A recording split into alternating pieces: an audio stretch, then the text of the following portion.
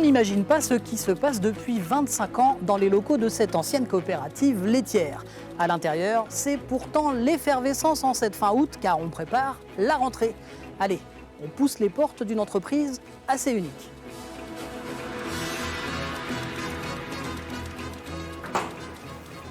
Fini les laboratoires laitiers et les machines pour transformer le lait en poudre. Depuis la fin des années 90, ces entrepôts sont devenus d'énormes lieux de stockage de livres, de manuels scolaires et de fournitures. Nous sommes bel et bien dans les locaux d'une librairie qui expédie des milliers de commandes passées par les écoles, les collèges et les lycées. Ici, au mois d'août, pas question de poser des vacances. Tout se remplit, c'est une vraie fourmilière pendant 2 mois. Et puis là, les choses se vident, on expédie, la rentrée approche et c'est en train de se terminer. Mais on a besoin quand même d'énormément de place parce qu'il faut stocker pendant 2 mois, juste avant le top départ. Le gros de votre activité va se dérouler sur quelques semaines en fait, c'est ça ? Quelques semaines, même quelques jours, puisque quand on expédie les colis, ça se passe sur une dizaine de jours, même 7 jours de travail. Et là, on est vraiment, c'est le plein rush, on remplit les camions, un peu comme un agriculteur sa moisson. On expédie et il faut que tout soit calibré, millimétré pour qu'il n'y ait pas d'accroc.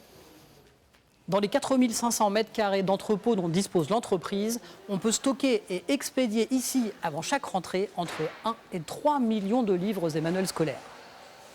D'abord simple service annexe pour les élèves et les établissements, cette activité est devenue au fil des décennies le fer de lance des gérants. Au cours de l'été, l'entreprise passe de 20 à plus de 40 salariés. Donc là, en fait, on filme les palettes, on les fait partir de l'autre côté et il y a Michel qui les charge dans les camions. Donc souvent, on a 2 remorques, une qui arrive le matin et une qu'on a préparée la veille. Les chauffeurs, ils viennent, ils les prennent et puis c'est un roulement comme ça toute la journée. Beaucoup de cartons à porter toute la Beaucoup journée. de cartons, ouais, il y en a pas mal qui passent. Ça fait les bras ? Ça fait les bras, ouais. Pas plus à la salle de sport, là.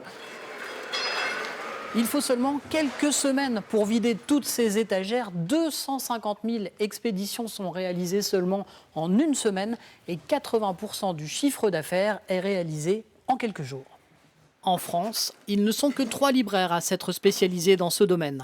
Cela nécessite de l'espace, mais aussi une logistique et une organisation hors pair.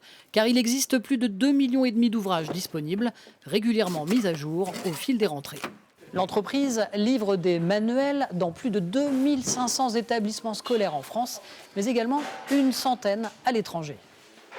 On est en train d'emballer les dernières commandes et ça, c'est les derniers envois pour les États-Unis qui vont partir aujourd'hui, demain. Oui, on a du Philadelphie, on a du San Francisco, on a du Boston, on a du Dallas.